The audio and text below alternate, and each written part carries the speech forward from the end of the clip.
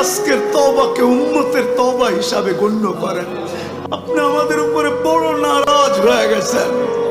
নাইলে অতীত তাকাইলে দেখি মালিক, একজন হাত তুলতে দেরি, একজন চিৎকার দিতে দেরি, একজন আপনাকে অনুরোধ করতে দেরি, একজন বলতে দেরি, আকাশ থেকে সাহায্য আসতে দেরি হয় না।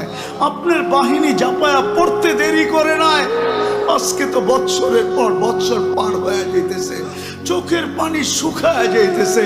ও মালিক, কোনো বিজয়ের চিহ্ন দেখি না। কত রোজাও তো ফিলিস্তিন ওয়ালাদের ইফতার হইতো লাশ দিয়া, সেহরি হইতো লাশ দিয়া। আল্লাহ, এই রোজাও কি এরকমই হবে? জানি না মালিক। এত নারাজ হয়ে গেলেন কেন মালিক? এত নারাজ হয়ে গেলেন কেন? বেশক আমরা শাস্তির যোগ্য, অস্বীকার করি না, কিন্তু আপনি শাস্তি দেন না। আপনার হাবিবের দুশ্মন, আপনার দুশ্মন, আমাদের দুশ্মন, ইসলামের দুশ্মন, কোরআনের দুশ্মন, হাদিসের দুশ্মন, সমস্ত কিছুর দুশ্মন, এদের মাধ্যমে আমাদেরকে পিটা খাওয়ান কেন মালিক? কেন মার খাওয়ান? কেন ওদের হাতে আমাদেরকে বেইজ্জত করেন? কেন আমাদের মা বোনদেরকে বেইজ্জত করান? কেন দুধের শিশুর রক্ত চড়ে ওদের হাত দিয়া? আপনি কি আমাদেরকে ছেড়েই দিলেন? আমরা যাব তো যাব কোথায়?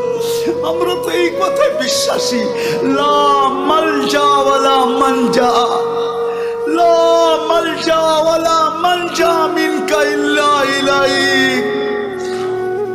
ডাইনে দেখি তো আপনাকে দেখি, বামে দেখি তো আপনাকে দেখি, সামনে দেখি তো আপনাকে দেখি, পিছে দেখি তো আপনাকে দেখি, উপরে দেখি তো আপনাকে দেখি, নিচে দেখি তো আপনাকে দেখি, নিচের দিকে তাকাই তো আপনাকে দেখি, ভিতরে তাকাই তো আপনাকে দেখি, বাহিরে তাকাই তো আপনাকে দেখি।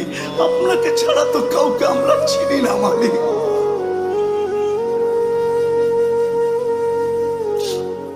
আজকে এই আলেমদের হাত খালি ফেরত দিয়েন না।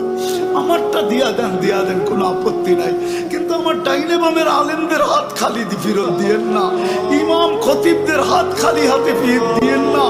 তোলাবাদের হাত খালি ফেরত দিয়েন না।